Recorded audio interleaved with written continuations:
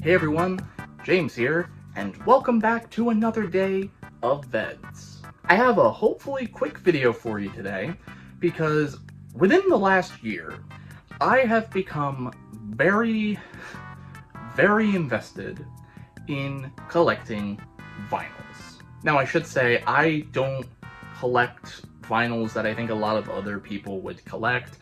For me, I collect vinyls that are based on things that I like. What I mean by that is, I don't collect like an artist's single or something like that. It'll make sense when you actually see the vinyls that I show you. Now, I jokingly blame the reason why I got into these on a fellow VEDS-ie, Ram. He has a really amazing collection, and I will link his channel and his most recent vinyl collection in the description of this video. And I should also say these are in no particular order. I literally just have a pile next to me, and I'm just gonna go through the top. So starting off with my most recent pickup, and I was very surprised and very grateful that I was able to, one, find this, and two, purchase it, because I thought it was long since out of print, but I guess with its recent resurrection at the Marquee Theater in New York, Beetlejuice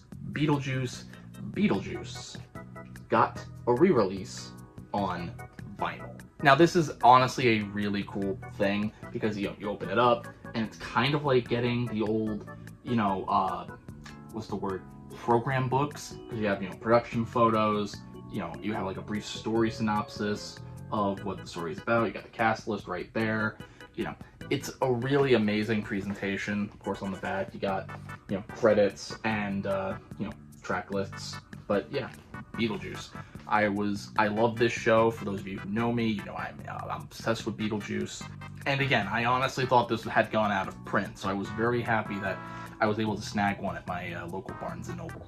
Keeping in theme with musical theater, we have the second one that I wanted to show off, which is one of the other first pickups I think I actually made when I started collecting vinyl, which was the apparently revival in London cast recording of Mel Brooks's Young Frankenstein. Now this one isn't nearly as special or as sort of well produced as the Beetlejuice one. It doesn't open up. Really, the only photo of the show is on the back, where you also have the cast and the track listings. But yeah, I love Young Frankenstein. It doesn't quite overtake the producers for me, but it is still, I think, a very good show, and I think it was just a case of when the show came out, which was, I think, right at the start or during the recession of 2008, that I think that's why the show didn't really get as popular as it was, because it wasn't very expensive. I think at the time that the show was produced, it was the most expensive show on Broadway at the time. So yeah, not surprising, but go listen to the soundtrack on YouTube. The music is amazing. Moving on, let's talk about a really cheap pickup that I managed to snag right after the holidays, and it's a vinyl of the soundtrack to the cartoon Dr. Seuss's How the Grinch Stole Christmas. Now, as you can see right here, this was, let me see if I can get it in frame here, that was $22.99, and I got it on clearance at Target, and it's, I guess the vinyl, I haven't opened it yet because I got it after Christmas, but the vinyl itself is, I guess, green for the Grinch. But again, I got it, it was $22.99, and I got it for like $7, so I'll have this playing on during the holidays and have a grand old time. Moving on now to the first vinyl that I ever got, and that was the vinyl for Awesome Mix Volume 1 of Guardians of the Galaxy. Now, I think the Guardians 1 soundtrack, Awesome Mix Volume 1, is the best one between two movies. So, of course I had to get it.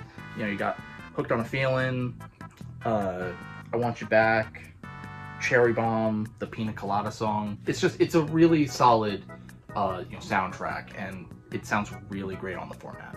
And now for the final patch of vinyls, because I really don't have much to say about these, because these are just straight movie soundtracks, because I'm not going to stop after everyone and say, I got this because it's a movie that I really like, even though I feel like I've kind of already done that. So just kind of go really rapid fire here. Starting out with Tim Burton's The Nightmare Before Christmas.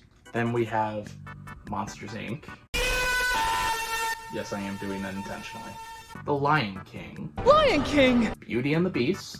And I mean, come on, if you did not see this coming. The last vinyl that I do want to show off for this video is, again, one of the first ones that I got. And it kind of just showed me why I wanted to collect them, and it was this 2-pack of Disney's Ultimate Hits. Now, I kind of have issues with this one, mostly due to this cover. This cover is a lie. There are characters on this cover who do not have songs on the actual print. For example, see Ursula right there? You think you're getting Poor Unfortunate Souls? You are a Poor Unfortunate Soul if you think you're getting Poor Unfortunate Souls, because Poor Unfortunate Souls is not on here, you Poor Unfortunate Soul. See Genie right here?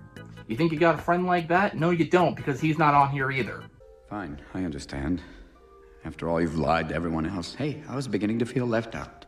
Oh, don't get me wrong. The movies those characters are from do have songs on here, but it's not Friend Like Me and Poor Unfortunate Souls. It's Under the Sea and A Whole New World. But yeah, I guess aside from that, it's still a good vinyl. Well, there you have it, guys, gals, and my fellow VEDS-ies. That is my vinyl collection as of the making of this video. Maybe later on down the line when I get more, I'll do an update to this. But yeah, until tomorrow, guys, gals, and my fellow VEDS-ies, I will see you tomorrow.